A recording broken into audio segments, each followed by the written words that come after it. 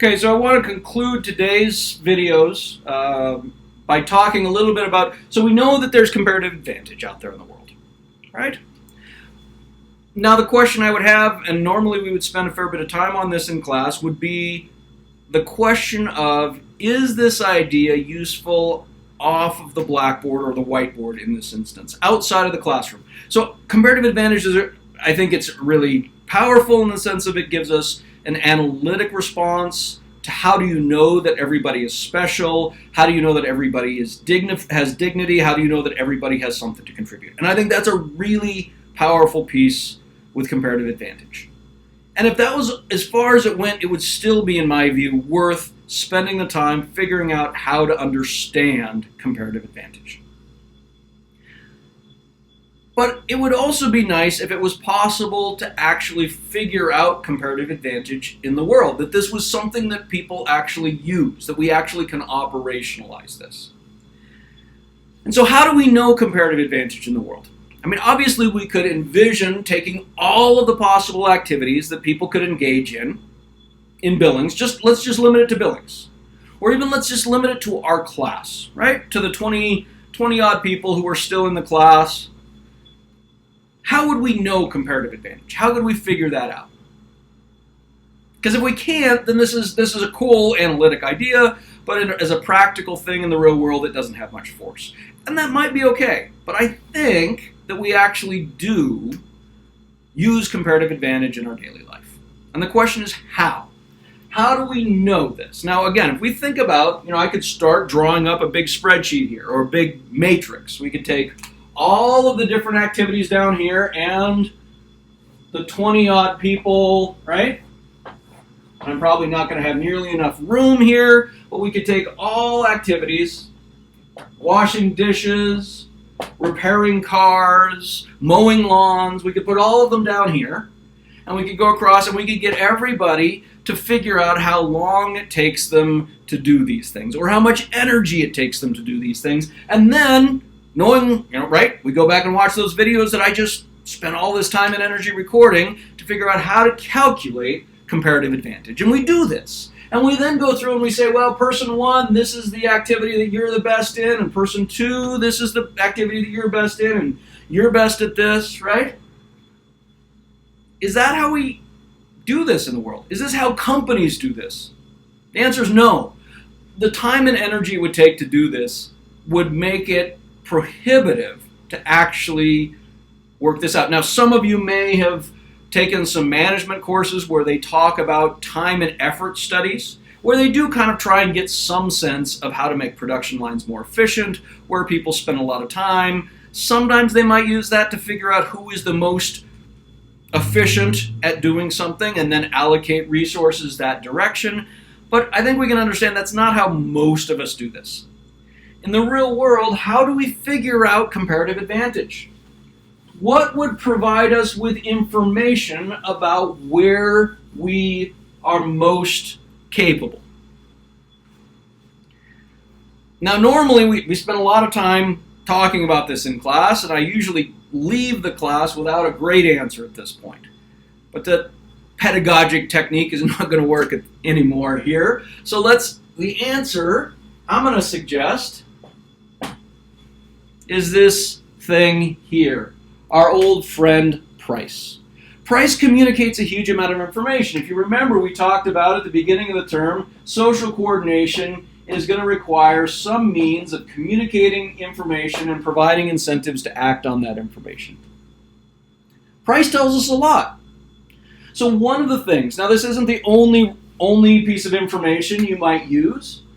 You might adjust for preferences, etc. But at the end of the semester, right, say you're trying to figure out where you can do the most good in society, or where you could generate the most value in society after this semester. One of the places you could look at, one of the pieces of information that would be relevant would be how much people pay you. Because they're going to have to, for them, your pay, the amount they pay you, is going to have to be, that is the cost to them. I mean, obviously there's training, etc. But one of the major costs to them of using your labor is going to be your wage. And so in order for them to justify paying you the wage, you have to generate at least that much benefit, and almost certainly more benefit. As we talked about already, workers end up, by and large, if we think about what they're paid in a competitive market here, workers end up getting paid this much, and yet the value they generate in society is this much. But it tells us that if you're offered a higher wage in a different industry doing something different, that must mean, assuming it's a competitive industry and we don't have barriers to entry and a whole bunch of other things that we can talk about later. We can talk about the exceptions to this later in the semester. But one of the first things you could look at is who pays you the most. Now, most of us don't do that entirely. Most of us, right, there might be things that we could get paid quite a bit for that either we're not capable at, in which case you wouldn't end up getting paid all that much for them. And there's also things we could get paid a lot to do that we don't enjoy very much. And so usually what we do is this is not the only piece of information we take into account.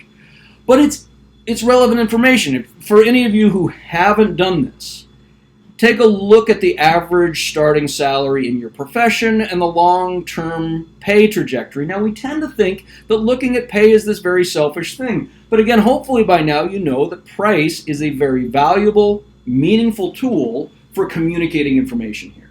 And so one of the things here is to look at, when you're trying to figure out where to spend your time and energy in the future, is look at where people will pay you the most. And I would argue that that is at least one of the major ways in which we operationalize comparative advantage. We could go through some more complicated math and demonstrate that with Kak Osman and Kak Alan, part of the issue was they were only doing their job on campus. If they had started a gardening company for all of Sulaymaniyah, then they would have almost certainly been able to specialize to a greater extent. And if we were to look at somebody who was, if they could specialize to a large extent and start their own companies, we could do the math and demonstrate that Kak Osman would get paid more by specializing in the thing in which he had comparative advantage, and Kak Alan would get more money specializing in the thing in which he had comparative advantage. And we could do the math. I'm not going to bother. The book talks about it some. The key at this point is that the price, in this case the wage, is again a means of communicating information. It's not the only means, right? We might engage in moral suasion and say, look, we need more people who are working in the healthcare industry at this point. Of course, one of the things that would then, the next question would be, do people have an incentive to act on that information? And again, the price is going to be important. So, but definitely do look at the wage in your profession. My older sister, went and got her PhD in history, and she finished in her last year, defended her dissertation, and then went, "Why the heck didn't any of you tell me that starting salaries in history are like $35,000 or $40,000 a year?" My father and I both said, "Well, we did, and at the time you told us to go stuff it because we were being negative about this." Now, obviously, part of the reason why you'd want to look at your pay is going to be because you care about yourself. But there's actually a social reason to care about your pay, which is that your pay and the price you get paid are going to tell you at least something about where you generate the most value in society.